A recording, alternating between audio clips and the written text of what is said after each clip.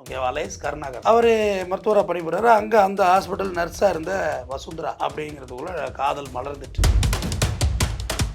இதில் என்னென்னா, நம்ம ஜனவரி 1ஆம் தேதி அந்த உதவி பேராசிரியர் ஸ்கூட்டர் பைக்கில் ஹாஸ்பிட்டல்லேருந்து வீட்டுக்கு போகிறாங்க. போக்குள்ளே அந்த பைக் மேலே வந்து ஒரு பைக் மோதி கீழே வந்து அவங்கள மண்ணை தட்டி எழும்புறதுக்குள்ளே ஒரு 2-3 லேடிஸ் வந்து வாங்க ஆஸ்பத்திரி போகலாம், வாங்க ஆஸ்பத்திரி போகலாம். எப்பா அவனாவது ஆஸ்பத்திரி டூரை விட தொடாத முதல்லங்கிற மாதிரி என்ன ஊசி போடுறீங்க, எனக்கு எதுக்காண்டி ஊசி போடுறீங்க, தட்டி பிடிச்சி அந்த இன்ஜெக்ட் ஆகிட்டு சொச்ச மருந்தோடு அந்த ஊசியை கைப்பற்றோன்னா அந்த குரூப் ஆட்டோ விட்டு இறங்கி ஓட ஆரம்பிச்சு. அவளும் இவளும் கூட்டாளி வசுந்தராவும் இதுமாரி ஹெச்ஐவி பாசிட்டிவ் பிளட் வந்து இதுமாரி பண்ணணும் ப்ராசஸ் பண்ணோன்னா அந்த கொங்கை 20 வயசு பையனையும் கூட்டி சேர்த்துருக்காள்.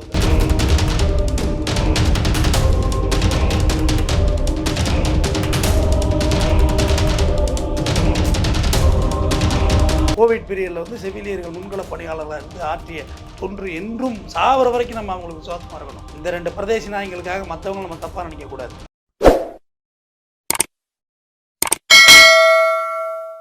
இன்றைய சிறப்பு நிகழ்ச்சியில் நம்முடன் இணைந்திருக்கிறார் குற்றவியல் வழக்கறிஞர் RS தமிழ்வேந்தன் அவர்கள். வணக்கம் சார். வணக்கம்மா. பொதுவா காதலன் கழட்டி விட்டா எப்பவுமே ஒரு வன்முறை இருக்கும் எப்பவுமே. ஆனா இங்க ஒரு பெண் நூதன முறையில வன்முறைக்கு ஈடுபட்டிருக்காங்க அப்படிதான் சொல்லணும்.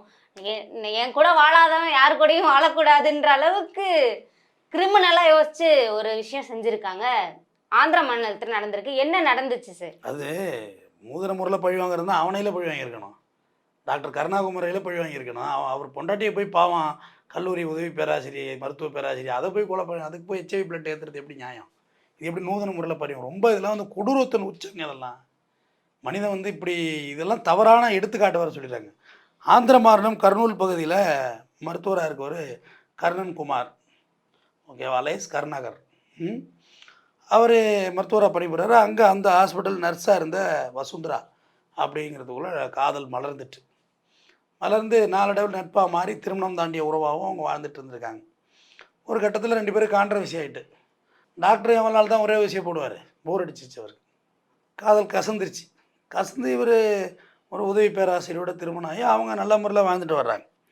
இதில் என்னென்னா, நம்ம ஜனவரி 1ஆம் தேதி அந்த உதவி பேராசிரியர் ஸ்கூட்டர் பைக்கில் ஹாஸ்பிட்டல்லேருந்து வீட்டுக்கு போகிறாங்க. போக்குள்ளே அந்த பைக் மேலே வந்து ஒரு பைக் மோதி கீழே வந்து அவங்கள மண்ணை தட்டி எழும்புறதுக்குள்ளே ஒரு 2-3 லேடிஸ் வந்து வாங்க ஆஸ்பத்திரிக்கு போகலாம், வாங்க ஆஸ்பத்திரி போகலாம். எப்பா அவனாவது ஆஸ்பத்திரி டூரை விட தொடாத முதல்லங்கிற மாதிரி ஆகிடும் போது ஆஸ்பத்திரி போகலான்னு வலுக்கட்டாயமாக ஒரு ஆட்டோவில் ஏற்றிருக்கிறாங்க. நான் பார்த்துக்கிறேங்க, நானே டாக்டர் தான், எனக்கு ஒன்று நான் பார்த்துக்கிறேன், வீட்டுக்காரர் டாக்டர் தான், இன்னும் ஹாஸ்பிட்டல் போய் இல்லை வாங்க உங்களுக்கு ரொம்ப இதாகிருக்கு, அடிபட்டுருக்கு அப்படின்னோன்னா என்னடா இந்த காலத்தில் இப்படி ஒரு மனிதர்களா அப்படின்னு இந்த அம்மா யோசிச்சு உட்கார்றதுக்குள்ளேயே படக்குன்னு அமைக்க வச்சு ஒரு ஊசியை குத்துறாங்க. என்ன ஊசி போடுறீங்க, எனக்கு எதுக்காண்டி ஊசி போடுறீங்க, தட்டி பிடிச்சி அந்த இன்ஜெக்ட் ஆகிட்டு சொச்ச மருந்தோடு அந்த ஊசியை கைப்பற்றோன்னா அந்த குரூப் ஆட்டோ விட்டு இறங்கி ஓட ஆரம்பிச்சிட்டு. இது 2 பையனும் இன்னொருத்தி ஒரு நர்ஸு ஒருத்தி, இந்த 4 பேர் அக்யூஸ்டு உழுந்து ஓடணுன்னா நேராக அந்த இது டாக்டர் தானே நேராக கணவர்கிட்ட போது இந்த பிளட்டை செக் பண்ணுங்க முதல்ல, இதுமாதிரி கீழே விழுந்து இதுமாரி ரத்தம் ஏந்திட்டாங்க அப்படின்னோடனே செக் பண்ணி அது ஒரு பக்கம் ப்ராசஸ் போயிட்டுருக்கு. ஏன்னா ஹெச்ஐவி வந்து 2 டைப்பாக செக் பண்ணுவாங்க. அதாவது அந்த தட்டு முறையில் ஒன்று செக் பண்ணுவாங்க, அது உடனடியே ரிசல்ட் வரும். இன்னொன்று போயிட்டு கல்ச்சர் பண்ணி வரும், அது ஒரு டெஸ்ட். 2 டெஸ்ட் இருக்குது அதில். கார்டு மெத்தடுன்னு சொல்லுவாங்கல்ல, அது உடனே ரிசல்ட் வரும். கார்டு மெத்தடில் பார்க்கக்குள்ள ஹெச்ஐவி பாசிட்டிவ் இருக்குது. என்னடா ஆகணுன்னா உடனே கம்ப்ளைண்ட் கொடுக்குறாங்க போலீஸ்கிட்ட. போலீஸ் அந்த ஏரியா சிசிடிவி எல்லாம் தூக்குனாதா விழுந்து ஓடிக்கிட்டு இருக்குது வேறு யாரும் இல்லை, நம்ம கருணாகருடைய முன்னாள் காதலி வசுந்தரா ஓடிக்கிட்டு இருக்கு, விழுந்து தூக்குடா அவளை அப்படின்னு தூக்கி அந்த வச்சு 2 பொழுதுன்னு என்னடி நடந்ததுன்னு கேட்டோன்னா அப்புறம் தான் ஒரு கதையை சொல்கிறாரா. அதுதான் திடுக்கிடும் தகவல், நூதனம் இல்லை, திடுக்கிடும் தகவல். அதுதான் இவன் என்ன பண்ணியிருக்கா, ஒரு செவிலியர் கொங்கை ஜோதி, பேரே பற்றி இல்லை, கொங்கை ஜோதி, அவள் வந்து ஒரு தனியார் மருத்துவமனையில் வந்து நர்ஸாக இருந்திருக்கா. அவளும் இவளும் கூட்டாளி வசுந்தராவும் இதுமாரி ஹெச்ஐவி பாசிட்டிவ் பிளட் வந்து இதுமாரி பண்ணணும் ப்ராசஸ் பண்ணோன்னா அந்த கொங்கை 20 வயசு பையனையும் கூட்டி சேர்த்துருக்காள். இதில் நீங்கள் தருதலை இல்லாமல் அடுத்த பயலுலையும் சேர்த்தாச்சு. பயலுவை தான் பைக்கை இடிச்சு விட்டது. திரைப்படத்தில் எடுத்த மாதிரி இருக்கும், அது சொல்லி வச்ச மாதிரி அங்கே அவன் தான் இடிச்சு விட்டது, பைக்கை கொண்டாந்து. அப்புறம் தானே ஃபுட்டேஜ் எல்லாம் வருது, இப்போ தானே விஷயம் வெடிக்கிறோம். கொண்டாந்து பைக்கை இடிச்சு விட்டு கீழே விழ வச்சு எல்லாருமே சேர்ந்து ட்ராமா பண்ணி ஆட்டோவில் ஏற்றி அவள்கிட்ட ஒரு ஹெச்ஐவி பாசிட்டிவ் பிளட்டை வாங்கி ஃப்ரிட்ஜில் வச்சு பாதுகாத்து அதுக்கப்புறம் தான் இந்த சம்பவத்தை கிரியேட் பண்ணுறாங்க, அதை அரங்கேற்றுறாங்க. அந்த பிளட் ஈஸியா கிடைக்குமா சார்? டாக்டர் நினச்சா எல்லாம் கிடைக்கும், சட்டமெல்லாம் எங்கள்கிட்ட கிடைக்கும், டாக்டர்கிட்ட அவங்கள்ட்ட கிடைக்கும். அந்தந்த துறை சார்ந்தவங்கள்ட்ட என்னம்மா நகை செய்கிறார்ல, நகை செய்யும் ஆச்சாரியார், அவர்கிட்ட சைனைடு இருக்குது, ஓகே தானே? அந்தந்த துறைக்கு உள்ளது தானேம்மா அது. நமக்கு தான் உனக்கு எனக்கு தான் சைனைடு பெருசு, அவங்களுக்கு அது துறையிலே தானே இருக்குது. அது ஒன்றும் பெரிய விஷயம் இல்லைல்ல.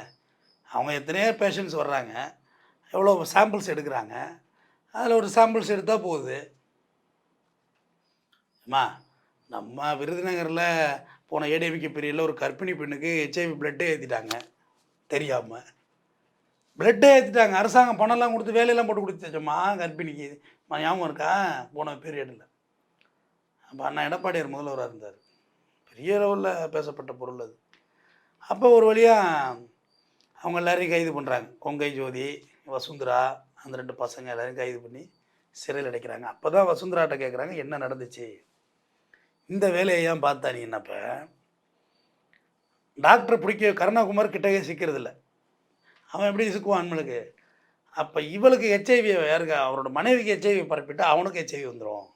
இவ்வளோ ஒரு குரோதமான எண்ணம். அவனை டைரெக்டாக நீ ஒரு கூலிப்படை வச்சு கொண்டுட்டேன்னா கூட அது தப்பு, ஆனால் அது கூட ரைட்டு. குடும்பத்தை அழிக்கிறது ஐடியா. இவருக்கு ஹெச்ஐவி பரப்பி இப்போ இந்த டாக்டருக்கு ஹெச்ஐவி வந்துடும். ஆனால் இப்போ இவங்களுக்கெல்லாம் உடனடியாக ட்ரீட்மெண்ட் எடுத்தால் ஹெச்ஐவி உடனே அதை ஸ்டாப் பண்ண முடியும். அதுக்கெல்லாம் நிறைய ஹெச்ஐவிலாம் நீங்கள் பயமுறுத்துகிற அளவுக்குலாம் பெரிய இதெல்லாம் கிடையாது. இப்போ நிறையா மருத்துவம் வந்துருச்சு. சுகர் மாதிரி வச்சுக்கோங்க, கரெக்டாக மாத்திரை போட்டால் கண்ட்ரோலில் இருக்கும். மாத்திரை போடலன்னா நிறையா பேர் இருக்கும், அவ்வளோ நிறையா சாப்பிட்ருவோம், இழைச்சி போயிடுவீங்க, அவ்வளோதான். ஆனால் கியூர் பண்ண முடியல sir. Not curable. Sugar cure பண்ணிட்டீங்களா? இல்லையே. எந்த டிசீஸையும் கியூர் பண்ண முடியாது. ஒப்பேத்தி ஓட்டிக்கலாம், அவ்வளோதான். கண்ணாடி போட்டுக்கிற மாதிரி தான், கண்ணு தெரியலாம் கண்ணாடி போடுறோம்ல, அந்த மாதிரி போட்டுக்க வேண்டியதுதான். இப்போ இது வந்து ஆந்திராவை மட்டும் இல்லை, ஒட்டுமொத்த இந்தியாவுக்குமே கேள்விக்குறியாயிட்டு. நம்ம வந்து உயரணும் உயர்வாக செவிலியர்கள் தான் உயர்வாக பார்க்குறோம், மருத்துவர்கள் போயிட்டு ரத்தம் கொடுக்கறதுக்கு நமக்கு பயமா இருக்குல்ல. நம்ம இருக்கும் தானே. ஒரு ஹெச்ஐவி வந்து சிவிலியர் பிடிச்சி அது உடம்புலேருந்து எடுத்து எடுத்து உடக்க அடிச்சுதான் என்ன பண்ணுவேன்? யாரும் நம்புறதுக்கெல்லாம் ஒன்றும் இல்லையம்மா. பாம்பேயில் கதையை கேளுங்க. பாம்பேயில் ஒரு ஒரு ரொம்ப அழகாக இருக்குது அந்த பொண்ணு, ரொம்ப அழகு, இந்திக்காரவங்கள்ல. அவங்க ஆனால் கணவன் ஹெச்ஐவியை கொடுத்துட்டான், இது தெரியாமல். அவன் ஹெச்ஐவி இருந்திருக்கு. இது 24 பேரை லவ் பண்ணி 24 பேர் ஹெச்ஐவி பரப்பியிருக்குமா? 3 வருஷத்துக்கு முன்னாடி ஹாட் நியூஸ் நான் சொல்கிறது. நான் இன்னசென்ட்டாக எனக்கு ஹெச்ஐவி வந்துருச்சு இல்லை, என் அழகில் விழ வச்சு உனக்கு ஹெச்ஐவி பரப்புறது தான் என் வேலை. முழு நேர பணியாகவே இறங்கியிருக்கு. இதுக்கு என்ன சொல்கிறீங்க? அருவின்னு ஒரு படம் கூட வந்துச்சு. அருவியா? ஐயோ, ரொம்ப நல்ல படம். சொல்கிறேன், ஹெச்ஐவி வந்தால் உடலொரு ஹெச்ஐவி வந்தால் உங்களை அவமானப்படுத்திடலாங்கிற மாரி வியாதியான என்ன வியாதியில் போய் அவமானம்? குடிச்சு சாவறதோட ஹெச்ஐவியில் சாவறதோட எனக்கு பெரிய அவமானமாக தெரியலையே. குடிச்சிட்டு சாவறல்லம்மா, அதை விட ஹெச்ஐவியில் சாவறது என்ன இருக்குது? ஹெச்ஐவினா உடலுறவு கொண்டா மட்டும் தான் வரணுமா? உடலுறவு கொள்ளாமல் தான் அந்த உலகமே பிறந்துட்டா? சொல்லுங்கள். எல்லா நோயும் நோய் தானம்மா, அது ஒரு நோய் தானம்மா. டயபெட்டிக் நோய் தான். அதிகமாக சீனி தின்னு சக்கரை தின்னு சக்கரை வந்துட்டு, அதிகமாக கொழுப்பு தின்னு கொழுப்பு வந்துட்டு, அதுமாரி ஹெச்ஐவி ஒரு வியாதி. பட் இது ஆனால் ரொம்ப தப்பு. இது ஒரு தவறான முன்னுதாரணம். இதுக்கு வந்து இது சிவியராக பனிஷ் பண்ணணும். அவங்கள பனிஷ் பண்ணால் தான் இதெல்லாம் இது எக்ஸாம்பிள் எடுத்துகிட்டு அப்படியே சுற்றுறது. இதற்கு முன்னாடியும் இது மாதிரி ஒரு சம்பவம் அதே ஆந்திராவில் தெலுங்கானாவில் நடந்திருக்கு. ஒரு படம் கூட இது ரிலேட்டடாக எடுத்திருக்காங்க. இது வந்து அவேர்னஸ் படமாக இருந்தாலும் கூட மக்கள் ஏன் சார் அதை ஃபாலோ பண்ணுறாங்க? அதாவது அவேர்னஸ் படம்லாம் ஒன்றும் கிடையாது. சிறைன்னு ஒரு படம் எடுத்தாங்க இப்போ தமிழில், எஸ்கார்டு போலீஸ் அட்டாக் பண்ணுற மாதிரி. பார்த்தா ரியலாகவே அட்டாக் பண்ணிட்டு உட்காந்துருக்காங்க. படம்லாம் அவேர்னஸ் எல்லாம் பண்ணாது. எப்படியும் அவேர்னஸ் பண்ணோம். பனிஷ் பண்ணுறது தான் அவேர்னஸுக்கு. பனிஷ் பண்ணுற டிக்ளரேஷனாக இப்போ வந்து ஜெயிலில் பிடிச்சி போடக்குள்ள பெருசாக போட்டாவெல்லாம் போட்டு செய்தி வருதுமா. எனக்கு தண்டனை கொடுக்குற அன்றைக்கி அவ்வளோ பெரிய செய்தியாக வரணும்ல, சின்னதாக ஒரு புள்ள தான் வருது. மாவட்ட முதல்வர் அமர்வு நீதிமன்றம் 2018 நடந்த கொலை வழக்குக்கு ஆயில் தண்ணி கொடுத்துருக்குறது. இதான் செய்தியா? இதுதான் செய்தியான்னு கேட்க கண்ணீரஞ்சிலியாக போட்டுக்கிட்டு இருக்கேன், இல்லை வரி விளம்பரமா? நல்ல ஒரு பக்கம் அளவில் போடணும். 2018 எதுக்காக வேண்டி கொலை பண்ணாங்க, அந்த வழக்கு எப்படி நடந்துச்சு, எத்தனை சாட்சி வந்தாங்க, எப்படி எல்லா ப்ரிண்டடாக போட்டால் தானே பயம் வரும் உனக்கு. இதுதான் தண்டனையை குறைச்சிட்றாங்களே சார். இல்லைம்மா, கொடுத்த தண்டனையை போடுங்க. குறைச்சாங்க ஏற்றுனாங்கல்ல, கொடுத்த தண்டனையை பெருசாக போடுங்களேன். நீதிபதி ஒரு முடி வந்தது, அது இப்படி ஆயிடுச்சு அப்படின்னு போட்டால் தானம்மா நீங்கள் வந்து அது வெளியில் வரும். அந்த நியூஸ் வந்து இப்போ விஷுவல் மீடியாவில் வர்றது உடனே போயிடுமா? அது தேடினா தான் வருது. ஆனால் பேப்பர் நியூஸ் வந்து ஸ்டாண்டர்டாக இருக்கும். பெருசாக போடுங்க, இழுத்து வழக்கு தினம் ஜட்ஜ்மெண்ட் கொடுத்துக்கிட்டு தான் இருக்காங்க, தண்டனை கொடுத்துக்கிட்டு தான். அதை நீங்கள் நியூஸாக எடுத்து போடணும் தானே. போட்டால் அதெல்லாம் தப்பு பண்ண மாட்டாங்க. கடுமையான தண்டனைகள் வரமாட்டேங்குதே சார். ஏன் இல்லை ஏன்னா இப்ப 7 வருஷத்துக்கு முன்னாடி ராஜலட்சுமின்ற ஒரு பொண் வந்து கழுத்தறுக்கப்பட்டு கொலை செய்யப்பட்டாங்க. மரண தண்டனை விதிச்சுட்டு திடீர்னு ஆயுள் தண்டனையா குறைச்சிட்டாங்க. அப்புறம் எப்படி சார் தப்பு பண்ணுன்ற பயம் போகும்? மரண தண்டனை குறைக்கிறது ஆயுள் தண்டனை, பட் தண்டனை தான். அரிதான வழக்குக்கு தான் மரண தண்டனை கொடுக்க சொல்லியிருக்காங்க. எல்லாத்துக்கும் மரண தண்டனை கொடுக்க முடியாது. காரணம் ஒரு உயிரை பறிக்கும் தண்டனை அது. சப்போஸ் நீ பண்ணலை, சாட்சிகள்லாம் உனக்கு எதிராக திரும்பி நின்றுச்சுன்னா உன் உயிரெடுத்தது சரியாயிடுமா? தவறாயிடும். மரண தண்டனை ரேர் அண்ட் ரேரியா. இப்போ நமக்கு தண்டனை மரண தண்டனை கொடுத்துட்டு தான் இருக்காங்க. ஸ்ட்ராங் விட்னஸில் இப்போ டெல்லி நிர்பயா வழக்கில் தூக்கு தண்டனை கொடுத்துக்கிட்டு தான் இருக்கிறாங்க.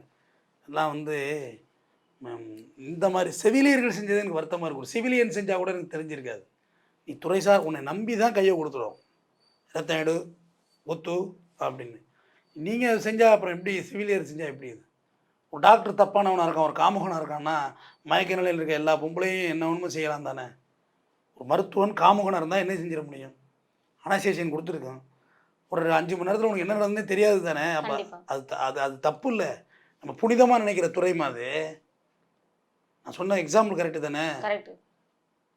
குறைந்தபட்ச காமுகன் இல்லை குறைந்தபட்ச வீடியோ பைத்தியமாக இருக்கான்னு வச்சுக்க, உன்னை நிர்வாணமாக வீடியோ எடுக்கிறது. அனஸ்தீசியா கொடுத்தா என்ன தெரிய போகுது? நம்ம உடம்புல அறக்கிறதே தெரியல, மேட்ரு பண்ணுறதே தெரிய போகுது. அப்போ அது தப்பு தானே அது. அதெல்லாம் புனிதமான துறையாக நம்ம பார்க்குறோம், மதிக்கிறோம். கோவிட் பீரியடில் வந்து செவிலியர்கள் முன்கள பணியாளர்களாக இருந்து ஆற்றிய தொன்று என்றும் சாவர வரைக்கும் நம்ம அவங்களுக்கு விசுவாசமாக இருக்கணும். இந்த 2 பிரதேச நாய்களுக்காக மற்றவங்க நம்ம தப்பாக நினைக்கக்கூடாது. அவங்க புனிதமானவர்களே, அவங்க தெரேசாவுக்கு ஈடானவர்களே. தொடர்ந்து மற்றொரு சம்பவத்தில் பேசுகிறேன். நன்றி. இதுவரை எங்களுடன் பல்வேறு கருத்துக்களை பகிர்ந்தமைக்கு நன்றி சார். ஒரு நிமிஷம்.